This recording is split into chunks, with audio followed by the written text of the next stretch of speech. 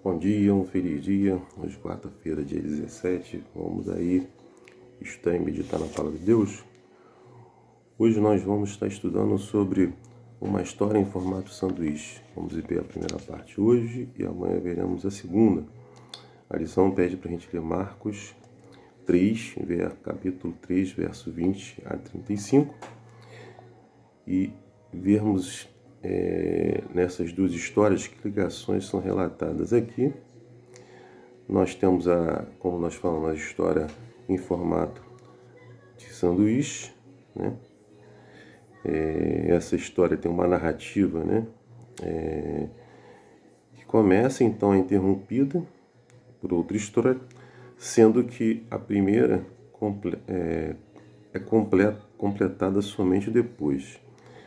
Bom, essa história externa fica na parte externa do sanduíche, fala dos parentes de Jesus que se preparavam para levá-lo à força, né? Porque achavam que ele estava fora de si. Essa é a primeira parte da história. A segunda parte da história, que é a história interna, que fica na parte interna aí do sanduíche, menciona os escribas acusando Jesus de estar em complô com o diabo. Não é isso? E os escribas disseram que o poder de cura de Jesus vinha do próprio inimigo. Não é isso? E aí Jesus respondeu a eles, né? Primeiro fazendo uma pergunta abrangente. Como pode Satanás expulsar o próprio Satanás? É isso? Não faz sentido algum essa afirmação dos escribas, né? Satanás trabalha contra si mesmo, não é isso?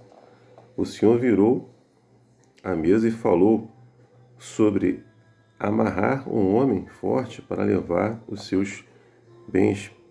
Nesse último exemplo, Jesus é apresentado como um ladrão que entra na casa do inimigo, na casa de Satanás, amarrando o príncipe das trevas para libertar os seus cativos. Não é isso? Bom, aqui nós vemos também o pecado que é imperdoável, que é o pecado contra o Espírito Santo. Pecado contra o Espírito Santo. Bom, nós sabemos que o Espírito Santo ele nos convence do pecado, da justiça e do juízo. Se não deixamos o Espírito Santo atuar na nossa vida, como ele vai nos convencer do pecado, da justiça e do juízo? Não seremos perdoados. Não temos a ação do Espírito Santo e, consequentemente, perderemos a nossa salvação, né? Quão é importante, né, deixar que o Espírito Santo continue atuando na nossa vida, né? E o que aconteceu aqui foi exatamente isso, né? A ação do Espírito Santo, né, consiste em atribuir ao diabo a obra do Espírito Santo. Não é isso? E que os escribas diziam que ele tinha um espírito imundo, né, quando na realidade ele tinha o próprio Espírito Santo, né?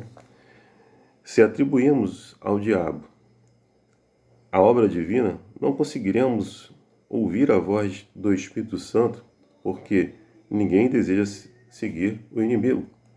Então nós devemos estar acessíveis à voz do Espírito Santo, né? Porque ele fala contigo, fala comigo, né? Para nos convencer do pecado, da justiça e do juízo, para que haja perdão e salvação para mim e para você.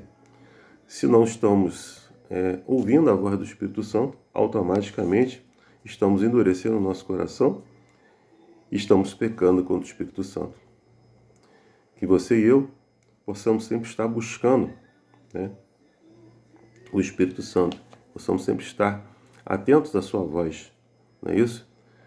Para que ele possa sempre estar nos convencendo do pecado, da justiça e do juízo, para que haja salvação para mim, para você e para cada um de nós. Que Deus te abençoe, que Deus te dê aí uma quarta-feira abençoada, é meu desejo e minha oração. Amém.